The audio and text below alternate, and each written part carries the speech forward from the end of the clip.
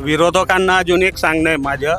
आता हे बाहेरगावाचे कारखाने आपला ऊस घेऊन जात आहेत. मागच्या वर्षी आमच्या गुजर खर्द्याहून रावळगावाले ऊस घेऊन गेले. माझ्या स्वतःच्या 200 टन ऊस आहे. अजूनपर्यंत 1 रुपया पेमेंट आलं नाही. वर्ष होण्यात आलंय. त्यांनी मला पेमेंट देणार का? मग आम्ही त्यांना सांगतो विरोध करा. ते पेमेंट देत असतील तर विरोध करायला हरकत नाही त्यांना. पण हे असे विरोधक पैदा झाल्यावर आपल्या कारखान्याची पण तीच हालत राहतील. भाईसाहेबांनी जर हात काढला तर कारखाना चालू होणार नाही आणि पुन्हा पेमेंट आपले सर्व अटकतील. ऊस लावायचा का नाही लावायचा हा विचार करेल शेतकरी. लावला तर हे प्रॉब्लेम येत आहेत. रावळगाववाल्यांनी अजून 1 रुपया दिला नाही. किती पेमेंट? साधा कारखान्याने दिला नाहीये. 200 टनाचे पेमेंट म्हणजे आज जवळजवळ माझ्या 6 लाखाचे नुकसान आहे. हे विरोधक मला 6 रुपये पण देणार नाही. आणि बोलायला त्यांना काय, नुसतं बोलायचे, विरोध करायचा म्हणून करायचा, पण त्याच्या मागे काय आहे काय नाही हे कोणी विचार करत नाही. लोकांना फक्त चिडवायचं, भाईबद्दल बोलायचं, पण त्यांना कारखाना चालू होऊ द्यायचा नाही एवढंच आहे. बाकी काही हे नाही त्यांना. नमस्कार शेतकरी बांधव हो. मागील 3-4 दिवसांपूर्वी शिरपूर सहकारी शेतकरी साखर कारखान्याची जनरल सभा ही बोलावण्यात आली होती आणि या सभेमध्ये विरोधकांनी एकच गोंधळ घातला. याचं आपण पार्श्वभूमी बघूया. सुरुवातीला जेव्हा मीटिंग सुरू झाली, मीटिंगच्या अवघ्या 1 मिनिटातच विरोधकांमधून काही जण उठून म्हटले की आपण निवडणुका कधी घेणार आहात, आपण बैठकीसाठी याच हॉलची निवड का केलेली आहे, या प्रश्नावरून ते थांबायला तयार नव्हते. पण त्याचवेळी आमदार अमरीशभाई पटेल हे साखर कारखान्याचा लेखाजोखा हे देत होते. पण अमरीशभाई पटेल यांनी सांगितलं की प्रोटोकॉलनुसार शेवटी येणाऱ्या क्रमाने प्रश्नोत्तरांना उत्तरेही दिलीच जातील. पण विरोधक हे ऐकायला काही तयार नव्हते. त्यांचा एकच प्रश्न की तुम्ही आता निवडणुका कधी घेणार. आणि त्याच विषयी आता आपण शेतकऱ्यांशी बोलणार आहोत की नेमकं ह्या मीटिंगमधल्या झालेल्या वादानंतर त्यांच्या मनातील प्रतिक्रिया काय आहे ती.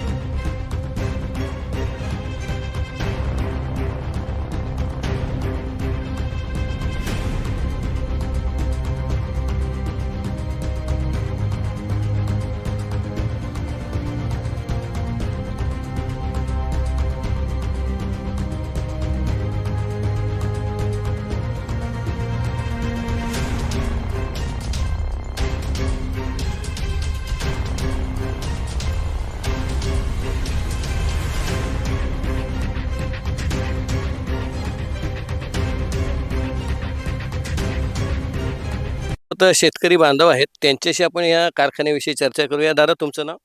माझे नाव सुरेश सदाशिव पाटील, राहणार करवण. आपण ऊस उत्पादक शेतकरी आहात. हो, ऊस ऊस उत्पादन शेतकरी आहोत. शेअर सुद्धा आहेत आमचे. बरं, ते जनरल मीटिंगला होते तुम्ही?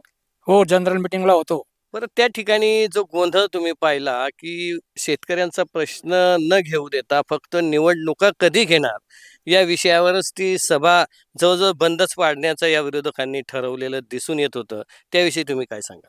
त्याविषयी एकच आहे, यांना विरोधी पक्षाला भाई नको पाहिजे असं हे म्हणतात. पण कारखाना भाईच चालू करेल आणि भाईशिवाय पर्याय नाही शिरपूर तालुक्याला. तर कारखाना विरोधी लोकांनी पहिले निवडणूक घ्यायची नाही, कारखाना पहिले चालू मग निवडणूक घ्यायचं. पण ते असं म्हणतात, पहिले कारखाना चालू करायला म्हणतात, पण पहिले निवडणूक होईल मग नंतर कारखाना चालू होईल असे विरोधी पक्षचे लोक बोलतात. समजा यांच्या याच्यात जर कारखानाच सुरू झाला नाही मग काय करायचं? कारखाना सुरू झाला नाही तर आम्ही विरोधी पक्षांच्या घरी जाऊ आणि त्यांना सांगू की तुमच्याकडून कारखाना चालू होईल तर तुम्ही चालू करून दाखवा, नाही तर मग भाईशिवाय पर्याय नाही, भाई चालूच करून दाखवेल. आपल्यासोबत शेतकरी बांधव आहेत, त्यांच्याशी आपण बोलूया. दादा, तुमचं नाव? बनशीलाल नामदेव, लोणारी. दादा, तुम्ही ऊस उत्पादक शेतकरी आहात. हो दादा, तुम्ही हे 3-4 दिवसापूर्वी कारखान्याची मीटिंग पाहिली असेल. हो, मीटिंग पाहिली आहे. तिथं आम्ही पण मी नव्हतो, मुलं होतं ते आमच्यावाले. तर तिथं बोलले बाकी विरोध लोक बाई संगे डोकं लावत होते. हं. तर बाई जा कारखाना चालू करू शकेल, दुसरा कोणा होणार नाही. पण हे बाकीचे लोक खाली रिकामा पण काय बी उद्योग करतात, काय बी बोलतात. यांचं काही पर्याय नाही, पण काय बी विनोद करतात हे बोलायला. समजा यांच्या वादविवादामध्ये जर कारखाना बंदच राहिला मग काय मग शेतकरीच्या आबाळ होईल ना हो. ऊस म्हणजे आपला गाव पण बाहेर गाव जायचं, ठिकरी जायचं, कुठं जायचं. मग आपल्या गावात कारखाना असून काय उपयोग आहे त्याचा? आपल्या गावात कारखाना असून पहिला कारखाना चालू होता, मग पुन्हा ज्यांच्यामुळे चालू. कारखाना सुरू होणार नाही त्यांच्यासाठी तुम्ही काय करा? त्यांचं सांगे काय, त्यांच्या दारशे ट्रॅक्टर घेऊन जाऊ ऊसाचे, त्यांच्या दारशे टाकू. ते जो विरोध करतात लोक ते, हा दुसरा पर्याय काय आहे त्याला? बाई शिवाय पर्याय नाही. बाई जो काम करेल, कारखाना बाईच चालू करेल, दुसरा कोणी चालू करू शकणार नाही. हे खाली नुसते बोलायचे, हे खाली बोलतात दोन शब्द, बाज आम्ही येऊ करू, आम्ही तेऊ करू, काय होत ते काही नाही. मेन इतक्या वर्षापासून बाईच करून राहिलं ना. एवढ्या वर्षांपासून कारखाना बंद आहे, हे जे विरोधक होते, विरोध करणारे होते, ते कधी कारखाना सुरू करण्याबद्दल तुम्हाला बोलताना दिसून आलेत? हा ते विरोध पण करतात, ते विरोध कारखाना चालू नाही होणार, चालू होणार नाही असं असं म्हणतात ते. बाकी पण भाई चालू करणार आहे कारखाना. आता हे मीटिंग झाली होती, काय बोलले, काही काही ज्याला बोलता येत नाही तो बी ते बोलायचे काही बी.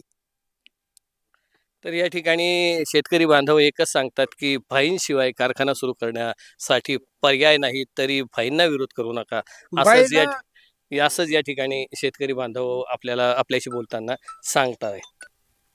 दादा, तुमचं नाव? माझे नाव पिंटू सुदाम मराठे. मी कळमसरे, तालुका शिरपूर, जिल्हा धुळे. बरं, तुम्ही कारखान्याची जनरल मीटिंग पाहिली असेल, त्या मीटिंगमध्ये विरोधकांनी घातलेला गदारोळही पाहिला असेल, काय सांगाल? दादा, मी त्या दिवशी मीटिंगमध्ये होतो, कारण मी माझ्या स्वतःचा शेअर होल्डर आहे. मी त्या दिवशी, आणि जवळजवळ 20-25 वर्षापासून ऊस लागवड करतोय ना हो. ऊस लागवड केल्यानंतर हा आपला शिरपूर तालुक्याचा कारखाना बंद पाडला विरोधकांनी, तेव्हापासून बघतोय मी की अक्षरशः म्हणजे जेव्हा आम्ही बाहेर ऊस देतो ना, त्यावेळेस काय त्रास होतो फक्त आम्हाला माहिती आहे. इतर हे लोक मध्ये बोटं घालतात ना 15-20 वर्षापासून, यांना काहीच माहीत नाही आहे, कारण हे स्वतः ऊस लागवड करत नाही. आम्ही स्वतः ऊस लागवड करतो, आम्हाला चांगलं माहिती आहे. कारण विषय कसा येतो, जेव्हा दुसऱ्या कारखान्याला घेऊन जातो आम्ही, टोल नाके असो, परत मुकदमाचे पैसे असो, परत हे एवढा अडथळा येतो. अहो, ऊसाच्या उत्पन्नामधून जर 50% पैसे जर असे हे लोक घेऊन जाणार आहेत, आपले काय म्हणता यांना, टोल नाकेवाले, परत हे, मग यांच्यामुळे मग घरी आम्ही काय घेऊन जाणार आहे सांगा तुम्ही. भाईसाहेब जे कारखाना चालू करायचा प्रयत्न केलेला आहे त्यांनी यावर्षी, कमीत कमी त्या विरोधकांना हात जोडून विनंती की त्यांनी मध्ये असे बोटं घालू नका. या वर्षाला हा शिरपूर शेतकरी सहकारी कारखाना चालू होऊ द्या. भाईसाहेबांनी खूप आपोमाप प्रयत्न केलेले आहेत, ते प्रयत्नाला आता यश मिळतंय आम्हा शेतकऱ्यांना असं वाटतंय. परंतु हे काही लोक असे प्रत्येक, आज जवळजवळ 2016 पासून आम्ही बघतोय, माझ्या वडिलापार्जित आम्ही ऊस लावतोय. जवळजवळ माझ्या स्वतःच्या 35-40 एकर ऊस आहे. ह्या ऊस आम्हाला जेव्हा ऊस कारखाना बंद राहतो, दुसऱ्या कारखान्याला न्यायचा असतो ना, तेव्हा आम्हाला खूप मोठं संकट निर्माण होतं की साला हा ऊस आपला घेऊन जायचा कसा तू इतर कारखान्यांना घेऊन जायचं म्हटलं तर एवढा मापोमाप खर्च लागतो. तर फक्त आम्हालाच कळतंय, हे इतर विरोधकांना किंवा इतर बोटं घालणाऱ्या लोकांना कळणार नाही. हे फक्त राजकारणच करतील, आणि राजकारणाच्या पलीकडे यांना काहीच दिसणार नाही. अहो, माझं एक म्हणणं, तर मी तिथं होतो, यांना फक्त याला अध्यक्ष बनवा, त्याला चेअरमन बनवा, आणि याला असं करा. अरे, याच्या पहिले तुम्ही हे बघा, शेतकऱ्यांच्या ऊस पहिले कारखान्यापर्यंत जाऊ द्या, हे महत्वाचे ठेवा. तुम्ही नुसतं याला या खुर्ची द्या आणि त्या खुर्च्या चुलीत घाला तिकडं. तुमच्यात हिंमत असेल ना, मी विरोधकांना म्हणतोय, तुमच्यात हिंमत असेल ना, तर आपला हा कारखाना पहिले चालू होऊ द्या. बाईसाहेबांच्या कृपेने हा कारखाना चालू होतोय. सर्वांनी सहकार्य करा, सर्वांनी मदत करा, असं माझे म्हणणं आहे दादा. कारण माझी तळमळ खूप मोठी होती. मी एक शेतकरीच्या नात्याने बी तिथं आलेलो होतो, कारण हे लोकांचं वागणूक व्यवस्थित नव्हतं. त्या दिवशी आम्हाला खेद खूप वाटला की बाईसाहेब एवढा आपोमाप प्रयत्न करून सुद्धा बी लोक त्या बाईसाहेबांना त्रास देत होते, आणि वरून ते म्हणत होते की बाईसाहेब आम्हाला मोठ्याने आवाज करून बोलत होते. अरे काय बोलाय, जो माणूस करतो ना त्याच माणसाला कळतं, हे इतर लोकांनाही समजणार. काय सांगावं. भाईसाहेबांनी तर हा बंदच कारखाना घेतला होता, पण जे विरोधक होते, विरोध करणारे होते, यांना कधी कारखाना सुरू करण्यासाठी प्रयत्न करताना पाहिलं? अहो, 20-25 वर्ष झाले ना दादा. 20-25 वर्षापासून केलं असताना यांनी आतापर्यंत का केलं नाही मग यांनी? हे कुठे गेले होते? आज 20-25 वर्षापासून कारखाना बंद आहे हा. तेव्हा हे लोक कुठे होते? आम्हाला काय त्रास झालेला या बंद कारखान्यामुळे? बाहेरगावी ऊस न्यायला, इकडे नंदुरबार पुष्पदंतेश्वरला, इकडे कन्नडला, आम्हालाच माहिती आहे. हे लोकांना काय समजणार आहे त्याच्यामध्ये? तर एवढ्या दिवसापासून कारखाना हा बंद होता, तर तुम्ही काय करत होते असे शेतकरी बांधव या विरोधकांना विचारत आहेत. तर जर भाईसाहेब कारखाना सुरू करत असतील तर हात जोडून हे विनंती करतायत की कृपया त्यांना विरोध करू नका. शेतकरी बांधव आहेत, त्यांच्याशी आपण बोलूयात. दादा, तुमचं नाव? माझं नाव भटू दशरथ पाटील, मुक्काम पोस्ट करवण, तालुका शिरपूर. दादा, तुम्ही जनरल मीटिंग पाहिली असेल कारखान्याची. हं. मी त्या मीटिंगला नव्हतो, पण पाहिली, मोबाईलमध्ये पाहिलं, टीव्हीवर पाहिले. हं, हं, तर त्याच्यामध्ये जे विरोधक होते हं. त्यांनी तिथं धुमाकूळ घालून दिला. हं. कारखाना बाई सुरू करतायत. 15-20 वर्षापासून कारखाना बंद पडलेला होता आणि याच्या अगोदर शिवाजी दादा होते तिथे चेअरमन. बाई उभी होते व्हाईस चेअरमन, पण शिवाजी दादा पाहत होते. तेव्हापासून मध्ये युवनानाने घेतला. युवनानांनी बी सर्व त्या कारखान्याला एक करून टाकलं आणि बाई आता ते जेव्हापासून घेतलेला आहे ते बाई पाहतायत तो कारखाना बंद आहे, त्याच्यासाठी बाई फार हे करतायत. आणि हे विरोधक ते काही बोलतात, काही सांगतात. कारखाना सुरू व्हायला पाहिजे, शेतकऱ्यांचे हाल होत आहेत. एकूण ऊस प्रत्येक इकडे MP मध्ये जातो, गुजरातमध्ये जातो, तुमच्या नाशिक जिल्ह्यामध्ये जातो. शेतकऱ्यांचे अनुकूल हाल होतात. त्यांना टोल नाक्स द्यावं लागतात, त्यांना सर्व पैसे जास्त लागतात. कारखाना सुरू झाल्यावर सर्वांच्या समस्या शेतकऱ्यांच्या सुटणार आहेत. आणि विरोधक काही बोलतायत, त्यांच्या गावामध्ये त्यांच्या 15 मतं पडत नाही असे लोक बी तिथं काही बोलतायत. शिरपूर तालुक्यामध्ये बाईंनी जो विकास केलेला आहे, असा विकास आपल्या महाराष्ट्रामध्ये बारामतीनंतर शिरपूरचा लागेल नंबर. महाराष्ट्रामध्ये बारामतीनंतर शिरपूरचा लागेल असं काम बाईंनी केलेलं आहे. आणि ते विरोधकांना सांगायला जागा नाही. आईबाईंनी ती दिवभर उठो धरली नवरा कर अशी त्यांची गोड झालेली आहे. काम फक्त नावालाच ते विरोध करतायत असं या तुम्ही नुसतं नावाला. बाईचे काम सर्व चांगले आहेत, म्हणताय. सर्व ठिकाणी चांगले आहेत. तुमचे पंचायत समिती असो, तुमचे खरेदी कोणत्याही याच्यामध्ये बाईचे सर्व कामं चांगले आहेत. यांना सांगायला जागा नाही म्हणून हे काही विरोध करतायत. तर या ठिकाणी शेतकरी बांधवांच्या भावना या उफाळून आलेल्या आहेत आणि विरोधक म्हणजे आईबाईंनी दिनी भर व उठव धरली नवरा कर अशी परिस्थिती विरोधकांची झाली आहे, असंच शेतकरी बांधव आपल्याशी बोलताना सांगतायत. दादा, तुमचं नाव? रामराव राजाराम पाटील. बरं, आपण ऊस उत्पादक शेतकरी आहात. मी सभासदपणे ऊस उत्पादकपणे जवळपास 500 टन ऊस मी पाठवतो दुसऱ्याकडे. बरं, जनरल मीटिंग तुम्ही पाहिली असेल. आम्ही मोबाईलवर पाहिले सर्व. हं. आम्ही मीटिंगमध्ये नव्हतो, पण मोबाईलमध्ये पाहिलं. जे लोक विरोधक लोक जे काही भाईसाहेबांना अपशब्द बोलत होते ते खूप वाईट वाटलं आम्हाला, की असं कारखाना चालू करण्याच्या संदर्भामध्ये भाईसाहेब तळमळ करतायत. आणि आम्ही जे म्हणजे प्रत्यक्ष जेव्हा कारखान्यावर मीटिंग झाली त्यावेळेस भाईसाहेबांनी भाषण केलं होतं. त्या भाषणामध्ये जे एक शब्द बोलले होते भाईसाहेब, की मी 100 करोड रुपये माफ करून आणले बुवा, असं कोणाकडनं होणार नाही, हे भाईसाहेबच करू शकतात. हां, काही गोष्टी अशा आहेत लोकांच्या, की म्हणा मामाना 100 गाई, सकाळी उठी काही ना माई. या लोके फक्त विरोध करण्यापुरते राहतात. हां, जर उद्या उठून कारखाना हा चालू नाही झाला तर आम्ही सर्वजण या लोकांच्या घरी जाऊन मग कारखाना ऊस तोडून द्या आमचा, असं सांगू यांना. बरोबर आहे. तर या ठिकाणी भावना या संतप्त झालेल्या आहेत. जर आमचा ऊस तुटला नाही तर आम्ही विरोधकांच्या घरी जाऊन आमचा ऊस तोडून द्या अशी मागणी त्यांच्याकडे करणार आहोत, असंच शेतकरी बांधव म्हणतायत. दादा, आपलं नाव? मधुकर सोमजी पाटील. मी शिरपूर शेतकरी सहकार कारखान्याचा सभासद आहे. माझा दरवर्षी ऊस राहायचा, परंतु त्या ऊस तोड होणार नाही या दृष्टिकोनाने आता आम्ही ऊस बंद केला आहे. या शिरपूर तालुक्याचे भाग्यविधाते अमरीशभाई पटेल यांनी खूप मेहनतीने आणि जिद्दीने या कारखान्याला सुरू करण्यासाठी प्रयत्न केले. मीटिंग मध्ये होता आपण? मीटिंग मध्ये होता? हो, मीटिंग मीटिंग पाहिली मध्ये आपण. होतो. या मीटिंग मध्ये ज्या लोकांनी गोंधळ घातला तो गोंधळ बिलकुल म्हणजे न शोभणारा असा गोंधळ होता. भविष्याचा विचार न करता भूतकाळाचा ते विचार करून बोलतात. पण भविष्यामध्ये या शेतकऱ्यांचं भाग्य उज्ज्वल होणार आहे आणि ते उज्ज्वल व्हावं याच्यासाठी भाईंनी खूप मोठे प्रयत्न केले. 132 कोटीचं जे कर्ज होतं ते 32 कोटीवर आणलं आणि कारखाना सुरळीत चालू करण्यासाठी त्याने अथक प्रयत्न केले. परंतु या कारखान्याला ज्यांनी उभारलेलं आहे, ज्यांचं कारखान्याचं त्यांच्याकडे घेणं देणं आहे, या लोकांनी त्या ठिकाणी गोंधळ घातला. हे मी प्रत्यक्षदर्शीने त्या ठिकाणी पाहिलं आणि हे एकदम चुकीचं आहे. जी चांगली गोष्ट कोण आता करणे आणि कथनीमध्ये खूप फरक आहे. ज्याला काही करायचंच नाही तो फक्त कथूनच राहतो, करायचं काहीच नाही. पण हा माणूस असा आहे की याला जे बोलतो तेच करतो आणि जे करतो तेच बोलतो. अशा पद्धतीचे बाईसाहेब आहेत आणि या बाईसाहेबांनी एवढा मोठा प्रयत्न करून हा कारखाना उभा करण्यासाठी, चालू करण्यासाठी प्रयत्न करतायत आणि विरोधक विरोध म्हणून फक्त विरोध करतात. काम म्हणून काहीच करत नाही ते. आणि जर समजा शेतकऱ्यांचा ऊस समजा तुटलाच नाही, मग आम्ही यांच्याकडे जाऊन आमचा ऊस तोडा अशी मागणी करू का? हे एकदम गैर आहे. तालुक्याचा एकदम सुरळीत कारभार आहे आणि तो सुरळीत कारभार चालण्यासाठी भाईसाहेब खूप मोठे प्रयत्न करतायत आणि या लोकांकडनं कुठलीही गोष्ट होणार नाही. आजपर्यंत यांनी कारखान्यासाठी काय दिलेलं आहे किंवा तालुक्यासाठी यांनी काय योगदान दिलेलं आहे? फक्त बोलून या गोष्टी होत नाही.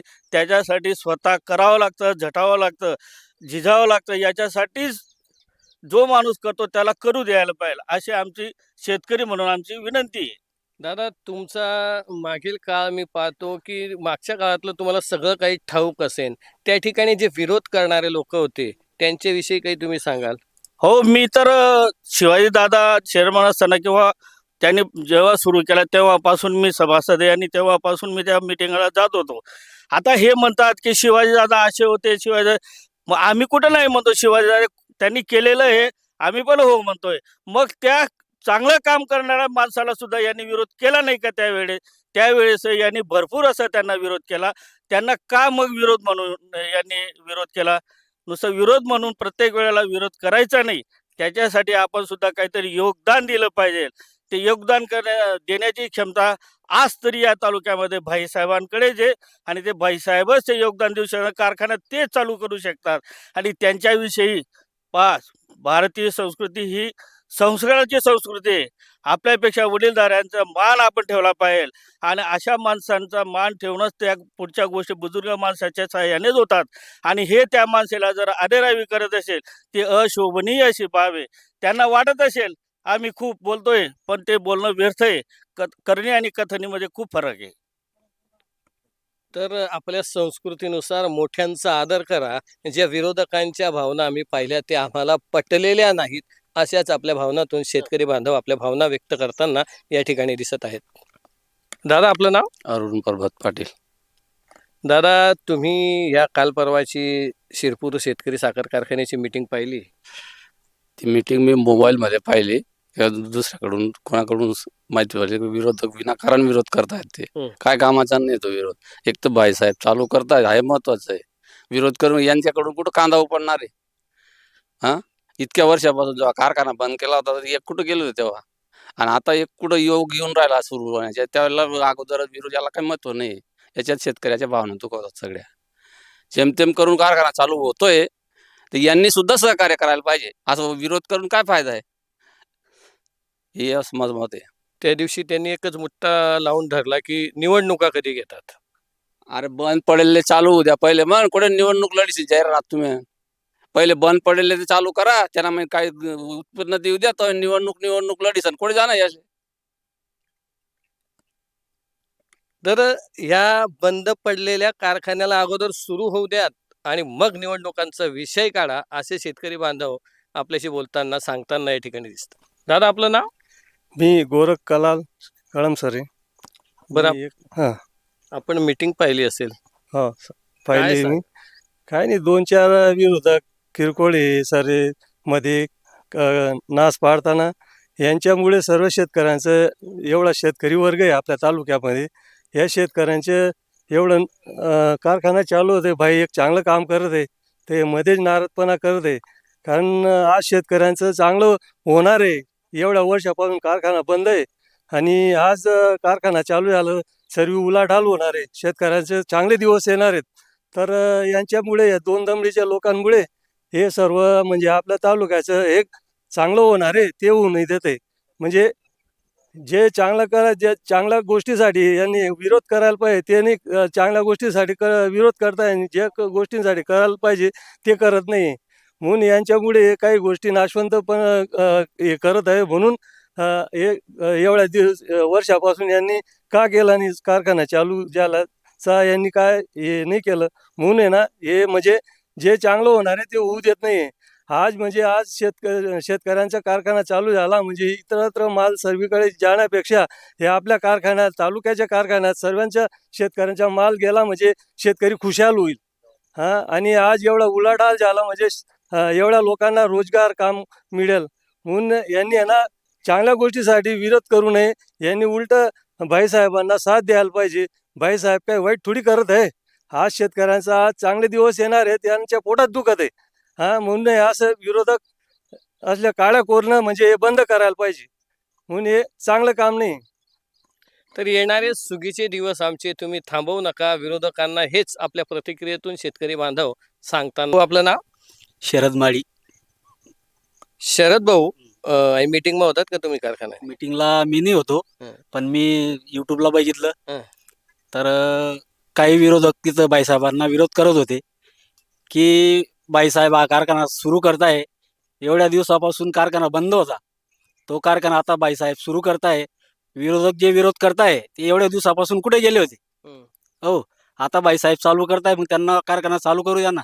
बाईसाहेब कुठं ना कुठून पैसे, बाकी स्वतःचे पैसे टाकताय बाईसाहेब, काही लोन आहे ते फेडताय बाईसाहेब. मग बाईसाहेब जे कार्य करताय शेतकऱ्यांसाठी ते चांगलं कार्य करताय. पण विरोधकांनी इलेक्शन घेतलं, मागे निवडून आले, मग यांनी हा बंद कारखाना सुरू केला का? मग यांनी जे इलेक्शन घेतलं होतं हे निवडून आले होते, मग यांनी हा कारखाना सुरू करायला पाहिजे होता ना. मग बाईसाहेब सुरू करताय तर बाईसाहेबांना हा कारखाना सुरू करू द्या ना. विरोधक करू नका. तुम्ही पण शेतकरी आहेत, तुम्ही ऊस लावलेले आहेत, मग तुम्ही कशाला विरोध करताय बाईसाहेबांना? तर माझं एकच विरोधकांना एकच म्हणणं आहे की तुम्ही विरोध करू नका. तुम्ही बी एक शेतकरी आहेत, शेतकरीचाच जाणायला पाहिजे की तुम्ही एक शेतकरी आहात. तुम्हाला बी काय खर्च लागतो. आपला जो ऊस आहे तो बाहेरगावी शहादा इकडं बाहेरगावी जातो. हा जो खर्च आहे हा शेतकऱ्यांना गाडीच्या मार्फत टनाच्या याच्यातून लागतो. तर आपलाच शिरपूर कारखाना जर सुरू झाला तर आपल्याला जे बेनिफिट आहे ते आपल्याला 2 पैसे शेतकऱ्याला जास्त मिळतील. मला एकच म्हणायचं आहे विरोधकांना, त्यांनी विरोध करू नका. कारखाना सुरू होऊ द्या. कारखाना सुरू झाल्यानंतर तुम्हाला इलेक्शन घ्यायचं ना, बाईसाहेब तयार इलेक्शन घ्यायला. पहिले कारखाना सुरू होऊ द्या, मग नंतर जे काय असेल ते बाईसाहेब करणार आहेत. तुमचं नाव? सुभाष वेडू सनेर. दादा, तुम्ही कारखान्याची मीटिंग पाहिली? हो, पाहिले. विरोधकांबद्दल काय सांगाल? काय भूमिका काय होती त्या ठिकाणी? त्या ठिकाणी विरोधकांबद्दल काय बोलायचे, आपल्या जे कारखाना आपल्या भाईसाहेबांनी जे केलेलं आहे ते विरोधांपासून आपल्याला वंचित आहे. आपल्याकडेच करायचा कारखाना चालू, असं असं आमचं शेतकऱ्यांचं म्हणणं आहे. बरोबर आहे का नाही? दादा, तुमचं नाव? पंकज बन्शीलाल गुजर, राहणार खर्दे बुद्रुक. दादा, तुमचं? विनोद मगन पाटील, खर्दे. गुजर खर्दे. बरं दादा, तुम्ही लोकांनी जी जनरल मीटिंग झाली साखर कारखान्याची पाहिली असेल? हो, पाहिले. आम्ही होतो त्याच्यात. काय पाहिलं त्याच्यात एवढंच पाहिलं आम्ही की भाईसाहेबांचे प्रयत्न भरपूर होते कारखाना चालू करण्याबद्दल आणि कसा करायचा हे पूर्ण माहिती देणार होते, पण विरोधकांनी त्यांना देऊ दिली नाही. विरोधकांचे एकच आहे की कारखाना चालू होऊ द्यायचे आणि शेतकऱ्यांचे हाल करायचे. पण भाईसाहेब कारखाना चालू करण्यामागे पूर्ण प्रयत्नशील आहेत आणि करतील. आणि जर भाईसाहेबांनी हात काढला तर या विरोधकांहून काही कारखाना चालू होणार नाही, कोणाच्या बापाहून चालू होणार नाही. तो फक्त बाईसाहेबच चालू करू शकतील. या विरोधकांना एवढंच सांगायचे की तुम्ही 10 वर्षापासून काय केलं कारखान्यासाठी हे दाखवा आणि मग बोला. दुसरं बरोबर आहे, हे म्हणणे आहे. आणि बाईसाहेबांनी कारखाना हाती घेतलेला आहे तर लोकांनी कोणीही विरोध करू नये, माझी एवढी विनंती. आणि शेतकरीला एवढीच इच्छा सांगतो, कारखाना जोपर्यंत बाईसाहेब आहे तोपर्यंत चालू होणार आहे, इतर तर चालूच होणार नाही. हे किती बी विरोधवाले, किती बी जळले, किती बी पडले, यांच्या कधी चालू होणार नाही. आणि शेतकऱ्यांना हे केव्हा हाल करतील यांना एवढंच माहिती. आताच की बाईसाहेबांनी हाती घेतलेला कारखाना हे बाईसाहेबांना पूर्ण बोलू दिलं नाही. आणि यांचे अर्धा एकर ऊस नाही तरी सुद्धा हे असे आडेपाय घालतात. आणि इलेक्शन लावा एवढं यांना माहिती आहे, दुसरं काहीच माहिती नाही. शेतकरीचे कधीही चांगलं होऊ दे येणार नाही हे विरुद्ध लोक. एवढी बोलून माझे 2 शब्द संपवतो. तर विरोधकांना हे पण विनंती करतायत की बाबांनो आमचा कारखाना सुरू होऊ द्या, याला एकमेव पर्याय म्हणजे आमदार अमरीशभाई पटेल आहेत, तर त्यांना विरोध करू नका. भावना इथे आपण बघू शकतो, जवळजवळ 6 लाख रुपये कोणाला म्हणतात. 1 वर्ष झालं या बळीराजाचे या कारखानेवाल्यांनी दिले नाहीत. मग आपल्या शिरपूर तालुक्यातील शेतकऱ्यांचा ऊसाचा पैसा असाच अडकू द्यायचा, असंच त्यांना राहू द्यायचा? तर याचा एकमेव पर्याय म्हणजे भाई आहेत. आणि परत आपला येथून ऊस घेऊन जात असताना प्रवासादरम्यान जवळजवळ 2 टन त्या ऊसाचं वजन घटतं, ते कोण देणार? त्याला जबाबदार कोण असणार? तर माझा ऊस जर माझ्याच घरी मोजला जातोय तर याला विरोध करू नका. नमस्कार शेतकरी बांधवांनो. 2-4 दिवसांपूर्वी शिरपूर शहरामध्ये शिरपूर शेतकरी सहकारी साखर कारखान्याची जनरल मीटिंग ही झाली. आणि या जनरल मीटिंगचं जर वैशिष्ट्य म्हटलं तर या ठिकाणी एक विरोधकांचा गोंधळ आणि आमदार अमरीशभाई पटेल यांचा संताप हा दिसून आला. मीटिंगला सुरुवात होत नाही तोच सुरुवातीपासूनच विरोधकांचं एकच म्हणणं होतं की या ठिकाणी निवडणुका कधी घेतल्या जातील, या कारखान्याच्या निवडणुका कधी होतील. आणि त्यांच्या या प्रश्नांना अमरीशभाईंनी सांगितले की तुमच्या प्रश्नांची उत्तरं मी प्रोटोकॉल नुसार शेवटच्या क्रमाला, अर्थातच त्या ठिकाणी प्रश्न विचारले जातात आणि त्या प्रश्नांचं उत्तर हे कारखान्याचे डायरेक्टर असतील, अध्यक्ष असतील, हे देत असतात. पण विरोधक हे बिलकुल ऐकून घ्यायला तयारच नव्हते. त्यांचा एकच हेका होता की निवडणुका कधी घेणार, आणि त्यावरूनच या सभेत एक गदारोळ उडाला. आणि आज यांच्या वडिलांसारखे असणारे शिरपूर शहर ज्यांना मानतं, संस्कृतीप्रमाणे ते वयाने मोठेही आहेत, त्यांचा मान या ठिकाणी ठेवला गेला नाही आणि त्यांचाही त्या ठिकाणी संताप अनावर झाला. आणि त्यांनी संतापात सांगितलंही की तुम्ही बसा, तुमच्या प्रश्नांना मी शेवटी उत्तर देणारच. आणि हाच मुद्दा यांनी बनवला आणि ह्या छोट्या छोट्या क्लिप्स कुठे व्हायरल केल्या की शेतकरी बांधवांवर आमदार अमरीशभाई पटेल संतापले. पण आपण आपल्या रिपोर्टमधून बघणार आहोत, अमरीशभाई पटेल खरंच शेतकऱ्यांवर संतापले की शेतकऱ्यांच्या प्रश्नांना ज्या ठिकाणी दाबलं जातंय त्यांच्या विरुद्ध संतापले. तर चला अशाच आपण शेतकरी बांधवांशी त्यांच्या बांधावर जाऊन बोलूयात.